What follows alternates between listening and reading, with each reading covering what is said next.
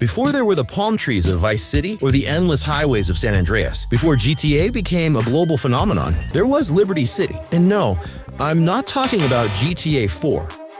Welcome back to 2001. Welcome back to Grand Theft Auto 3. GTA 3 was a game changer. Literally. For many, it was the first time a game world truly felt open. No invisible walls, no rigid levels, just a city that felt alive. Back then, it was nothing short of groundbreaking. The dark, rainy atmosphere of Liberty City burned itself into our memory. The city was dirty, dangerous, full of crime, and yet you wanted to explore every corner. At a time when open-world games were still rare, Rockstar showed the world just how much potential this idea held. GTA 3 wasn't just a game, it was an experience. It started a new era, introduced a new kind of freedom in games, and showed us how fun pure chaos can be. Yeah, boy. But what exactly made GTA 3 so special? And how important was it for the games that followed? Let's find out together. Lean back and join me as we travel back to 2001. Nokia phones with custom covers are all the rage.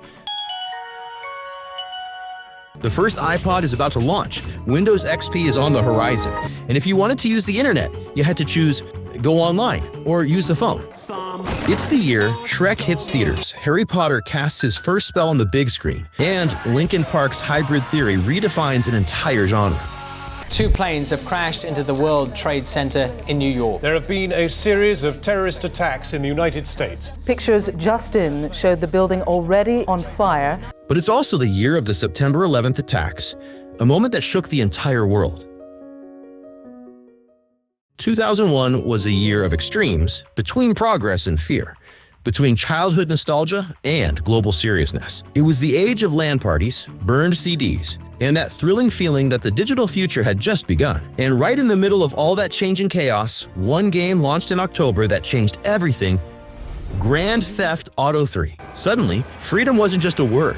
It was something you could feel while speeding through the city in a stolen taxi. GTA 3 was released on October 22nd, exclusively for the PlayStation 2. And while it might sound obvious now, this was the first Grand Theft Auto in full 3D. No more top-down pixel graphics, no tiny character from above, but a fully explorable city in a 3D open world. That jump into the third dimension wasn't just a visual upgrade, it redefined the entire genre. For the first time, you could move around freely. You had a real city beneath your feet, NPCs walking around, rain, fog, a day-night cycle. In 2001, all of that was revolutionary. And then there was Claude, the silent anti-hero, dumped into the chaos of Liberty City, betrayed by his girlfriend, arrested, and suddenly back on the streets. The story of GTA starts with a bang, or rather, a betrayal.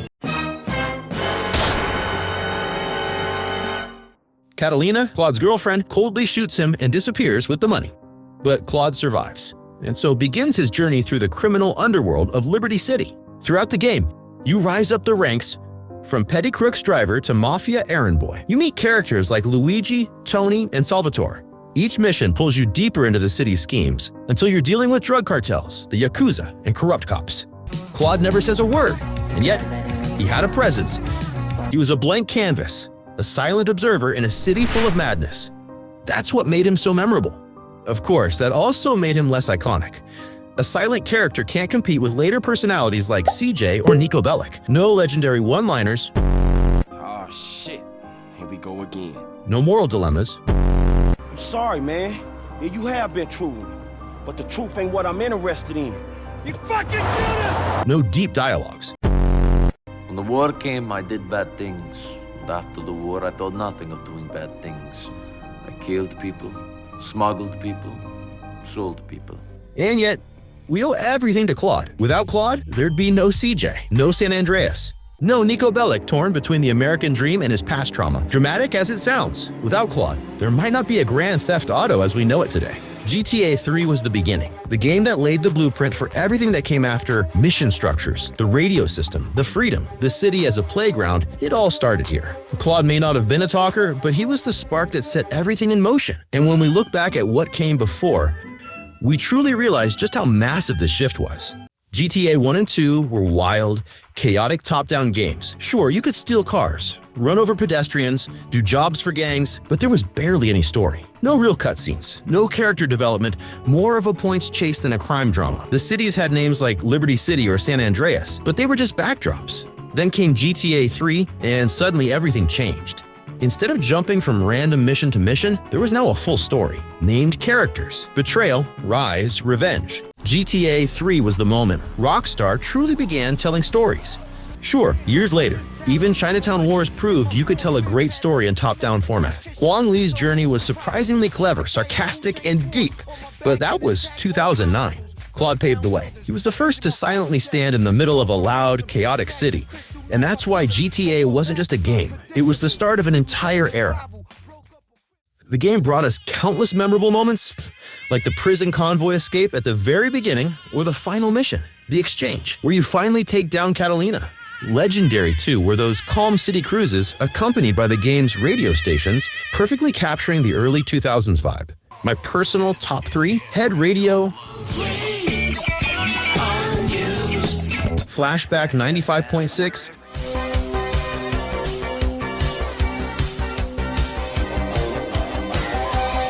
and Game Radio FM. Alongside those musical bangers, there were already some legendary talk shows, often funny, often weird, and always memorable. Hello? Answer me, you pansy. What's your question? Spank! Spank! Spank! Spank! And then there were the wild police chases, 5-star chaos, tanks shooting at you, and of course, the dark secrets, typical for Rockstar. Most infamous of all, the Donald Love cannibal theory. Donald Love, a rich media mogul, eccentric, power-hungry, but above all, unsettlingly mysterious. You encounter him several times throughout the game. He seems cultured, charming, but something's off. You complete missions for him that involve delivering fresh corpses, and in certain cutscenes, you can spot human bones on his plate. Rockstar never confirmed anything, as usual, but if you connect the dots, the implications are pretty obvious. So GTA 3 didn't just define a new type of game, it also gave birth to those eerie, unsolved mysteries we've come to love. Things weren't explained. Not everything was shown. That's what kept so much of it alive in our minds, especially because it sparked countless theories back then. Sadly, I can't fully do the game justice today. In 2001, I was just 2 years old, so I never experienced it at release, nor could I feel the full magic it once held. My first time playing it was in 2007, but without any real understanding. I was just lost in the chaos. And even though I'm a huge fan of the series, I love Vice City, I love San Andreas, I love GTA 4 and 5, I ignored GTA 3 for the longest time. It wasn't until the release of the Definitive Edition that I actually played it from start to finish. And sure, that was a different experience altogether. Aside from all the bugs the Definitive Edition came with, it was clear this game had aged. I even tried it again on PS2 recently, but it just didn't click with me anymore. Even though I can still happily boot up the original Vice City or San Andreas, I can't do the same with GTA 3. To me, the most amazing thing about GTA 3 isn't the game itself, it's its legacy, the path it paved for everything that came next. Honestly, I wouldn't really recommend it today unless you played it back then, because the magic it once had just doesn't hit the same anymore. For many, GTA 3 may still be their all-time favorite. For me, it was more of a necessary stop on the GTA journey. After about 17 hours, I was just glad to be done. And yet, I'm incredibly grateful for it. Because in 2001, it wasn't just revolutionary, it was a masterpiece. Rockstar knew it wasn't perfect, but they saw the massive potential in this idea. And they used it to create timeless games in the years that followed. And that brings us to the end of this video. If you enjoyed it, leave a like and subscribe if you haven't already. You can also look forward to more GTA videos in the future, and let me know in the comments what you think about GTA 3. Bye.